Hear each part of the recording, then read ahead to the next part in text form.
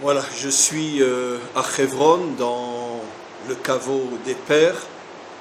Et avant de commencer le cours qui est dédié à la guérison d'Avram Ben Sultana, je tiens à vous inviter à monter sur mon Facebook, celui qui s'appelle Site du Rav Chaim Dinovitch. J'ai fait ce matin déjà 2 vidéos en direct sur le Facebook, je pense très intéressantes. Pourquoi je suis là? Parce que ces derniers mois, je me rends régulièrement, plus ou moins une fois par semaine, dans un camp militaire qui est dans Hebron. Et j'ai filmé ce matin, quand je suis arrivé de bonne heure, lorsque j'attendais la Jeep qui venait me chercher pour aller dans le camp militaire, et puis après dans la Jeep elle-même, et puis après encore un petit peu dans le camp militaire lui-même. Et je vous invite vraiment à aller voir sur ma page Facebook, le site du Rav Dinovitch. Ce sont 2 vidéos très très intéressantes. Voilà, j'ai terminé aujourd'hui dans la base militaire, et puis je suis venu dans le caveau des pères pour me recueillir un petit peu, pour étudier, pour prier, et aussi pour faire le cours de ce matin. Et il y a beaucoup de monde dans le caveau en ce moment, donc j'ai cherché un endroit où j'étais plus ou moins isolé et où il n'y aurait pas trop de passants, pas trop de visiteurs et pas trop de bruit. Je pense qu'on entend assez fortement le bruit du ventilateur qui est dans la synagogue qui est derrière moi, mais bon, je ne peux pas faire autrement. J'ai essayé vraiment de trouver l'endroit qui était le plus calme. Alors voilà, je continue. J'ai déjà fait un cours dans la base militaire, un cours en hébreu bien sûr. Pour ceux qui sont intéressés, vous pouvez le voir sur mon Facebook en hébreu, Rav Chaim Dinovitch.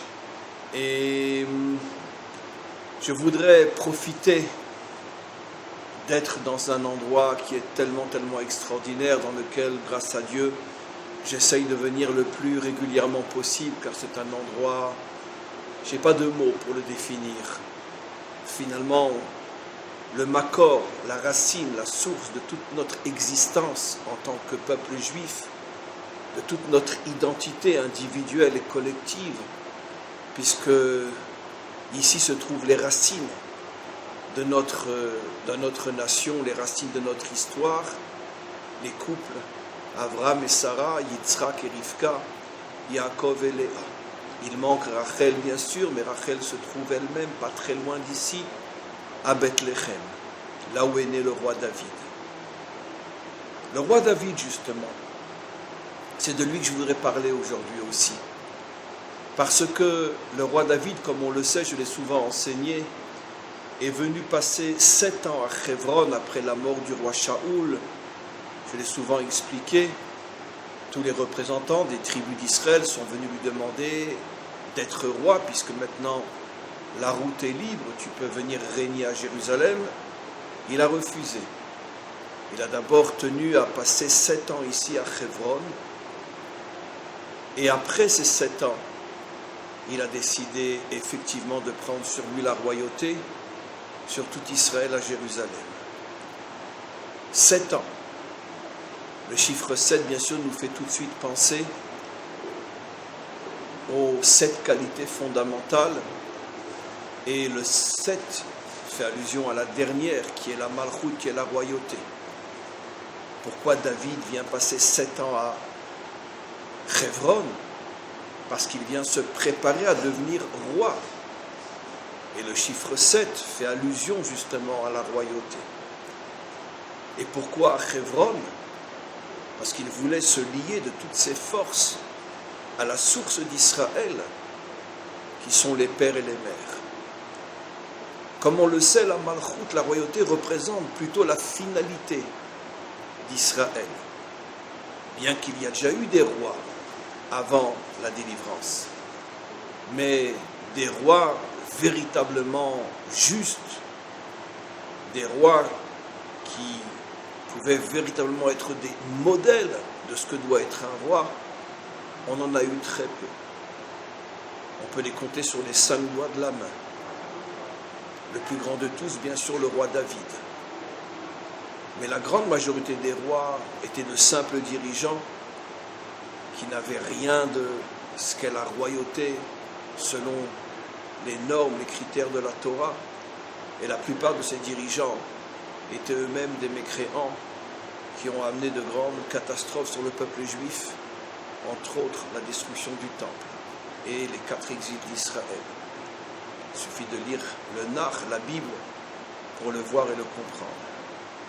Mais on a eu quelques modèles, mais celui qui m'intéresse, c'est bien sûr le modèle de David.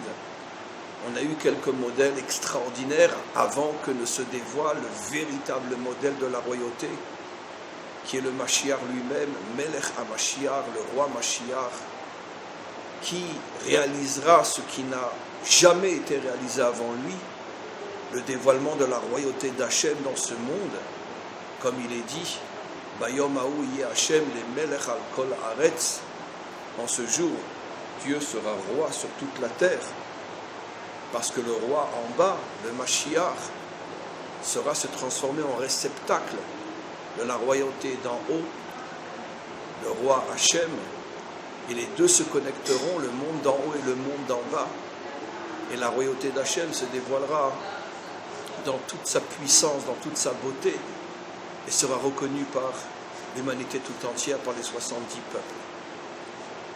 Donc, la véritable royauté qui englobe le dévoilement de la royauté d'Hachem, cette véritable royauté ne se dévoilera qu'à la fin de l'histoire. Il y a eu, encore une fois, un modèle qui a précédé la délivrance finale, c'est le modèle du roi David. Comme on le sait, l'histoire juive est toujours construite de cette manière. Avant qu'il y ait le vrai dévoilement, il y a toujours un petit modèle du dévoilement à venir. Et David est ce petit modèle qui est en vérité un modèle énorme, mais pas encore un modèle qui peut illuminer la terre tout entière. Ce que sera, oui, capable de faire le Mashiach. Et donc, on comprend d'une certaine manière pourquoi, en tant que modèle qui précède la venue du Mashiach, pourquoi le roi David est venu passer 7 ans ici. Les touristes commencent à arriver, il y aura peut-être du bruit, j'espère qu'ils ne vont pas venir jusque-là, je me suis planqué derrière un mur, bon, on verra. Mais quoi qu'il en soit, David représentant la royauté, le chiffre 7, c'est la dernière des qualités, il y a 6 qualités qui le précèdent, la dernière des qualités et aussi c'est le dévoilement de la fin de l'histoire. Et donc c'est la raison pour laquelle avant de pouvoir réellement régner à Jérusalem, le roi David est venu se coller aux racines, aux sources de la nation d'Israël pour lier justement le commencement avec la fin, selon le principe connu enseigné par nos maîtres, Sof Ma'aseh B'Machshava Trila, la fin du processus doit toujours être connectée à l'origine, à la racine, à la source du processus. Et donc il a voulu incarner justement cette réunion entre la fin de l'histoire et le début de l'histoire. Et c'est la raison pour laquelle il est venu passer 7 ans par rapport à la royauté, par rapport à la Malchut, 7 ans ici à Hebron. Parce qu'ici, encore une fois, se trouvent les racines. Et selon la phrase que j'ai rapportée, Sof Ma'aseh B'Machshava Trila, la fin de l'action mot à mot se trouve dans la racine, dans la pensée du début. C'est-à-dire que la racine est appelée la pensée et la réalisation, la finalité du processus s'appelle la fin de l'action. La pensée et l'action. La pensée, la racine, les 3 pères et leurs épouses, et l'action, et surtout la fin de l'action, le dévoilement du Mashiach et le dévoilement de la royauté d'Hachem. Pourquoi les 3 pères et leurs épouses s'appellent la pensée? Parce qu'ils ont été capables de penser tout le projet divin, de le comprendre et de commencer le processus de la réalisation de cette pensée dont la touche finale sera le Mashiach. Mais avant l'action, il faut une pensée, c'est-à-dire il faut savoir exactement d'où tu viens, ce que tu es, où tu vas, ce que tu dois faire. Et dit d'une manière beaucoup plus globale, quelle est la volonté d'Hachem? La grandeur des pères, c'est qu'ils ont été les premiers à percevoir à la perfection ce qu'est la volonté d'Hachem, c'est-à-dire pourquoi a-t-il créé le monde? Et surtout, pourquoi a-t-il créé ce monde? Parce que ce monde est le plus problématique, parce qu'il est rempli, traversé de tellement d'horreurs, d'impuretés, de mensonges, de toutes sortes de choses qui semblent aller dans le sens le plus contraire à Dieu et à sa volonté, qu'il est très difficile d'imaginer qu'il y ait quelque chose à faire dans ce monde, et pas seulement à faire dans ce monde, mais que l'essentiel du projet divin se trouve dans ce monde. C'est la raison pour laquelle, comme j'ai souvent expliqué, avant les pères, il y a eu d'autres très très très grands justes. Mais pourquoi la Torah n'en parle pratiquement pas? Pourquoi l'histoire d'Israël commence à partir des pères et non à partir de ces justes qui ont précédé les pères et dont certains étaient même les maîtres des pères, comme Shem et Héber? Alors si Shem était le maître d'Abraham, pourquoi l'histoire n'a pas commencé avec Shem? La réponse, on la connaît. Parce qu'ils n'ont pas eu la grandeur qu'ont eu les pères. Eux étaient dans l'erreur, malgré leur grandeur incontestable, mais étaient malgré tout dans l'erreur de penser que ce monde était un monde trop bas, trop impur, pour qu'il puisse faire partie du projet divin. Eux pensaient que ce monde n'avait été créé que pour donner à l'homme le mérite de s'en détacher. Comme une épreuve.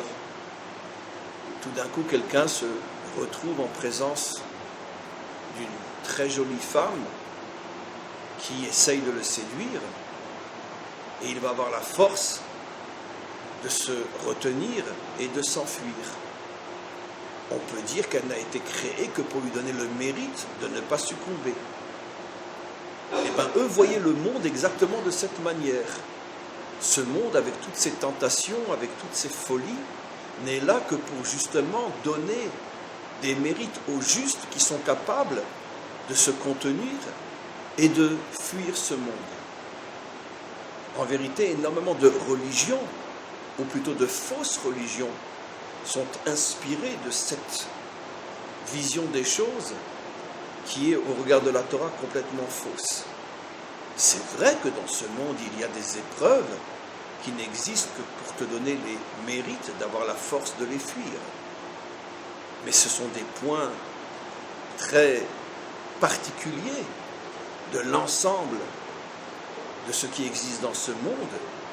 Et au niveau de la grande image, ce monde a été créé non pour que tu le fuis, mais au contraire, pour que tu comprennes et dévoiles que le véritable projet divin se trouve ici, bas, et nulle part ailleurs, et surtout pas dans les mondes spirituels, les mondes supérieurs. C'est précisément ici, en bas, que se trouve ce que nos maîtres appellent le Or HaGanuz, la lumière cachée, qui, lorsqu'elle se dévoilera, fera briller la matière et ce monde plus encore que la lumière qui brille déjà dans tous les mondes supérieurs, dans les mondes spirituels. Le premier sur terre est véritablement le premier sur terre qui a compris que tous les justes qui l'avaient précédé, malgré leur extrême grandeur, se trompaient sur ce point précis. Même son maître, Shem, se trompait sur ce point précis. Le premier qui l'a compris, c'est Abraham. C'est pour ça que la première parole que Dieu adresse à Abraham, Lech lecha el haaretz, va vers la terre, ça veut dire ne fais pas comme tes maîtres qui eux cherchent à aller vers le ciel, toi va vers la terre. Tu as tout compris, Abraham. Et parce que tu as tout compris, je confirme que ta compréhension est juste et je m'associe à toi dans ta recherche de ce qui est caché dans ce monde, de ce qui est caché dans la terre. Voilà que les pères ont été les premiers à véritablement comprendre le véritable projet divin. Avant les pères, et même après les pères, toutes sortes de fausses spiritualités, de fausses religions avaient déjà existé et ont continué à exister. Comme je l'ai souvent dit, même à l'intérieur du judaïsme, malheureusement, surtout après des millénaires d'exil, et surtout notre contact pendant 2000 ans avec le monde chrétien, a introduit dans le judaïsme des mensonges inimaginables et a transformé une partie du judaïsme et des juifs en ce que j'appelle moi des judéo-chrétiens, qui eux aussi s'imaginent que plus tu prends du recul par rapport à ce monde et plus tu t'approches de la volonté d'Hachem, une notion qui est typiquement chrétienne, mais qui s'est infiltrée aussi à l'intérieur de la Torah. Et c'est pour ça qu'on trouve aujourd'hui encore malheureusement beaucoup de juifs qui s'imaginent que moins ils ont de contact avec ce monde, plus ils se consacrent uniquement au service divin et plus ils s'approchent et concrétisent la volonté d'Hachem.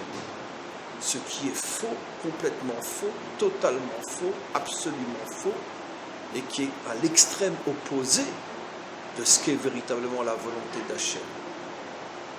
J'étais ce matin justement, comme je l'ai dit tout à l'heure, dans une base militaire où tous les soldats sont des juifs pratiquants. J'ai fait un Dvar Torah en hébreu, ceux qui veulent l'entendre peuvent l'entendre sur mon site, Arav Chaim Dinovitch, pas sur mon site, sur mon Facebook, Arav Chaim Dinovitch. Et on voit les soldats avec une kippa sur la tête, certains avec une barbe, avec des tzitzit. Eux ont tout compris. Eux sont de véritables juifs. Eux ont compris qu'une véritable spiritualité devait justement descendre dans ce monde matériel et s'incarner à l'intérieur de ce monde matériel. Et comme je le dis à un soldat pendant mon Dvar Torah, il est devant moi, on le voit, il a la mitraillette sur les genoux et une kippa et une petite barbe. Et je lui dis, tu vois, toi, tu incarnes véritablement le juif parfait. Parce que tu sais associer la spiritualité à la matérialité. Tu ne vois pas de contradiction entre les deux. Tu es assis en train de m'écouter avec une mitraillette sur les genoux et tu es en train d'écouter un Dvar Torah, des paroles de Torah qui te renforcent et qui t'émeut. Et donc ça, c'est un juif véritable. Heureusement, dans notre peuple, et surtout depuis notre retour sur notre terre, il y a de plus en plus de juifs, et ils deviendront bientôt la majorité, qui se sont nettoyés du judéo-christianisme et redeviennent de véritables juifs, tels que on l'était à l'époque du roi David et dans les meilleures époques de notre histoire. Mais 2000 ans d'exil nous ont énormément esquintés, nous ont énormément abîmés. Et malheureusement, nombreux sont ceux qui parmi nous continuent à croire qu'un grand juif, c'est celui qui justement vit d'une manière céleste, uniquement de Torah et de prière. Alors que c'est tout le contraire qui est vrai. Et bientôt, très bientôt, on se rendra compte où sont les véritables juifs dans notre peuple. Ceux qui sont sur le terrain, pas ceux qui sont à côté du terrain. Et donc le premier à l'avoir compris, c'était justement Abraham. Et après, il l'a transmis à son fils Yitzhak, il l'a transmis Yitzhak à Yaakov, et eux donc sont arrivés à avoir la Marshava Trila. Ils sont arrivés donc à avoir d'une manière très très claire tout le projet. Maintenant, le problème, c'est qu'il faut le réaliser, le projet. Et seul le roi peut le réaliser, parce que seul le roi a deux avantages. D'abord, d'être à la tête d'une nation, parce qu'évidemment, ce n'est pas des individus qui pourront dévoiler Dieu sur terre en tant que roi. Il faut une nation, avec toutes les forces d'une nation. Pour pouvoir transmettre un message aux nations, il faut que ce soit une nation. Et aussi, un roi qui a donc lui-même la force, le pouvoir, donc tous les instruments qui vont lui permettre de concrétiser le message des pères, la compréhension des pères, pour que ce message devienne une réalité non seulement pour le peuple juif, mais pour l'humanité tout entière. David est le premier à l'avoir compris, c'est le premier dirigeant qui passera 7 ans à Hebron auprès des pères, parce qu'il a compris qu'il est le modèle de la délivrance finale, il a compris qu'il est le modèle du Mashiach, et c'est la raison pour laquelle il s'installe à Hebron pendant 7 ans, pour bien faire comprendre que le devoir, la mission véritable d'un dirigeant vrai, authentique, est de faire descendre sur terre et de réaliser la pensée des pères, sauf Ma'aseh Machashavat Trila, la pensée première se dévoile dans la réalisation finale. Et ça sera encore une fois, bien sûr, le travail du Mashiach. Nos maîtres rajoutent et disent qu'une autre raison pour laquelle le roi David est venu ici, c'est parce que justement, le trône divin, le trône de la royauté, le trône représente la royauté, a 4 pieds. Les 3 premiers pieds sont incarnés par Abraham, Yitzhak et Yaakov, et le 4e pied qui manquait, et qu'on a dû attendre pendant des siècles, le 4e pied, c'est David. Et c'est la raison pour laquelle il vient à Hebron. Comme je l'ai souvent expliqué, Hebron signifie Ribour, rassemblement, unité. Les 3 pieds ne pouvaient pas permettre au trône divin d'être stable dans ce monde, car sans le 4e pied, il ne peut que tomber. Alors est venu David pour incarner le 4e pied. Il s'est lié aux 3 premiers pieds, à Hebron, dans la ville du Ribour, de l'unité.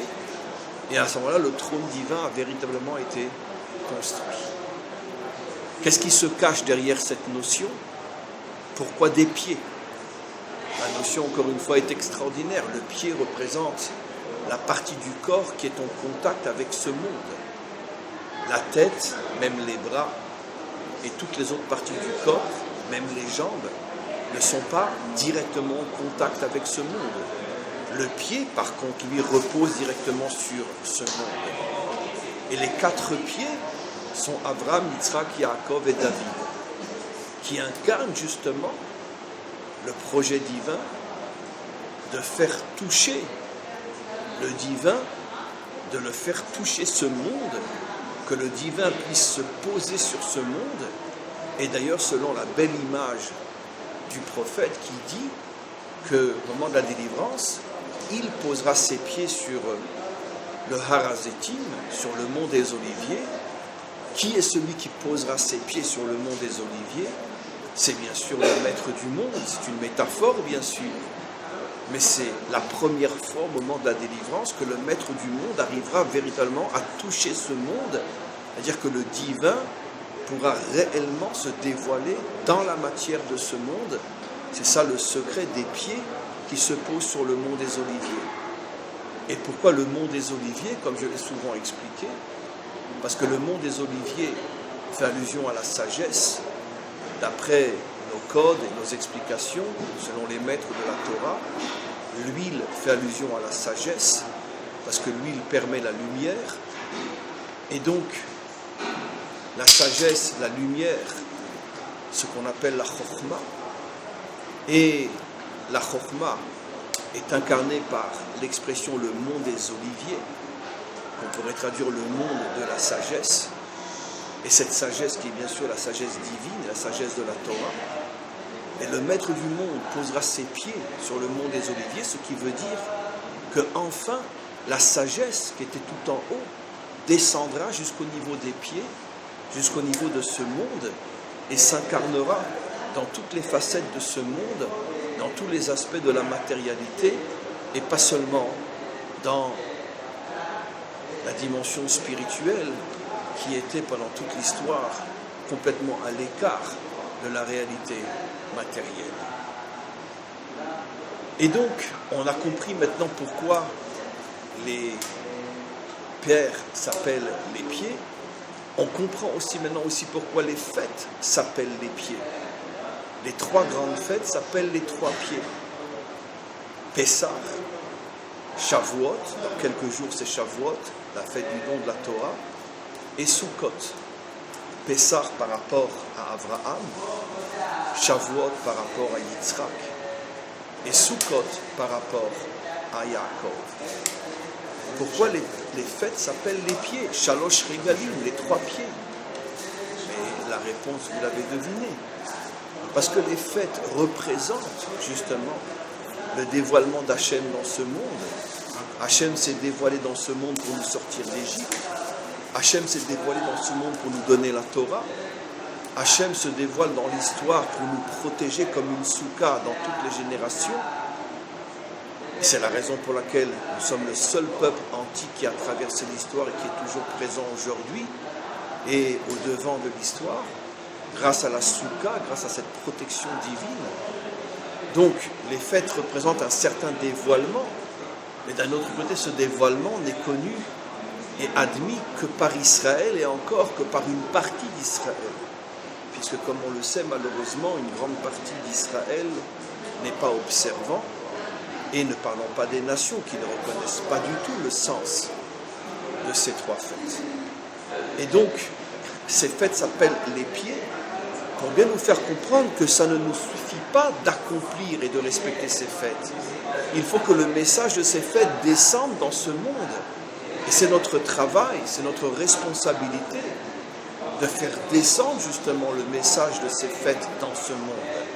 C'est la raison pour laquelle elles s'appellent les trois pieds. Et donc, pour terminer, on comprend donc que cet endroit, Hebron, est un endroit fabuleux, puisqu'il incarne le trône, il incarne le début et la fin de l'histoire, il incarne les trois fêtes, il incarne finalement ce lieu, tout le projet divin. C'est la raison pour laquelle, comme je l'ai déjà dit, c'est très très important pour ceux qui vivent en Israël de venir le plus souvent possible à Hebron, pour tous les touristes qui viennent en Israël, de ne jamais oublier de venir à Hebron aussi. C'est un endroit très très très important. C'est l'endroit où se trouvent toutes les lumières et toutes les forces de notre délivrance. Amen, Vechen Yehiratzon. Que le Maître du monde nous aide à pouvoir être la génération de la délivrance. Que le Maître du monde donne les forces au Mashiach de se dévoiler. Que le Maître du monde lui donne le courage d'affronter toutes les difficultés qu'il devra affronter au moment où il commencera à se dévoiler. Et que nous puissions tous ensemble arriver à la délivrance finale. Amen, Vechen Yehiratzon.